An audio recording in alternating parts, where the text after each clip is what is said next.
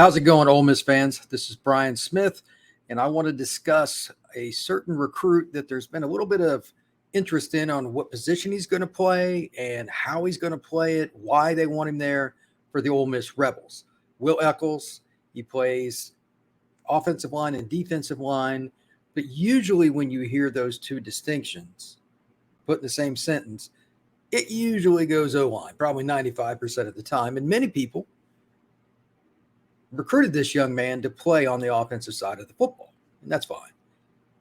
I was skeptical as well. I was asked to take a look at this film, see what I thought, kind of go over it, and just look at it from a perspective of where does he fit best on the defensive side and what can he do? Fair enough. A couple backdrops here. He's a northern Mississippi kid. He's played high school football in Mississippi. He knows what it's like to go against big guys. He has the frame to be a true one-tech / zero-tech. Think of, if you're familiar with the terminologies like 3-4 defense, 3-3-5. He could be the guy right in the middle if you wanted him to be and play over the center in some capacity. But he's also, this is before I get into the film, and I'll share my screen here in just a second. Will is a player that has been overlooked as a defensive lineman, in my opinion, for one primary reason. The difference between an O-line and a D-line usually is the following. Can they break down and change direction suddenly? That's a checkbox. If you cannot, even a nose guard, while they still have value because there's only so many human beings big enough to play that spot, that also means you can be a one-gap guy, and then that opens Pandora's box, if you will. I know that phrase is overused, but this is what I think.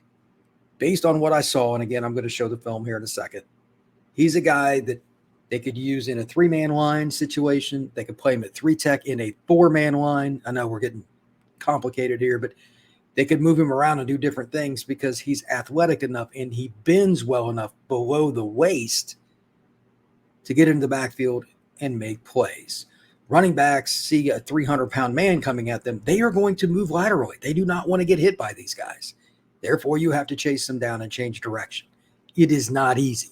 Now, think about the guys in the Southeastern Conference at LSU and Auburn and A&M, et cetera. Every one of these guys that's in the starting lineup, barring injury or just being an idiot off the field, is at the very least going to go to the NFL Combine 9 times out of 10. There's some rare exceptions, but even like Vanderbilt's had guys in the last 10 years that went to the Combine at running back. I forget the kid's name a couple of years ago.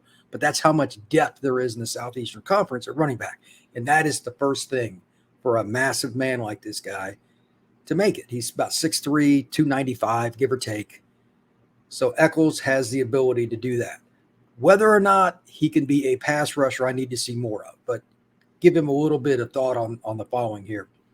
Once you concentrate on a position, one, and you learn to master it, whether it's O-line, D-line, receiver, corner, safety, whatever, life's a lot easier.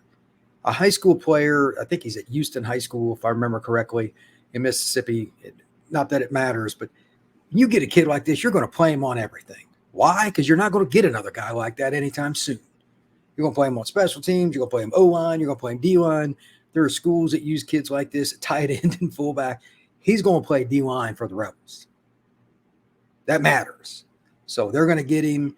And maybe as a junior or senior, they do some funky stuff with him on offense because he's such a good athlete. Maybe they throw him a pass or something. Anything's possible with Lane Kiffin. Never forget that. By the way, if you do not follow Lane Kiffin's Twitter, that's on you. One of the greatest things in the history of mankind is Lane Kiffin's Twitter. That being stated, I'm going to show the film now, but keep in mind, can you break down and change direction? That's a checkbox. This guy showed some signs of that, and I'm curious to see how that develops once he gets to Ole Miss and he gets big-time college coaching that's focused on one main task, playing D-line, and has the ability to focus on that and just get better with technique in learning scheme, studying film, and all of the above. So let's watch Mr. Echoles play some ball. This is from his junior year. Will, on this very first play, it's a goal line play, so it's a rather important one, if you will. mean, he picks the kid up. I kind of feel bad for him, and he just throws him down. To say that Will Echoles is a powerful young man would be the understatement of the millennium.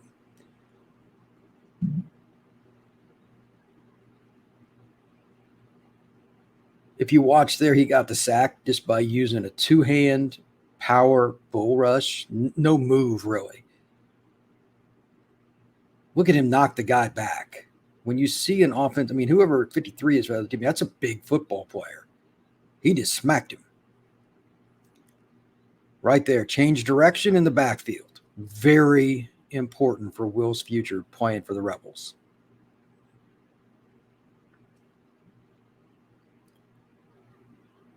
Love that right there. Again, broke down, moved laterally, found a way to make the tackle, and got the ball carrier on the ground.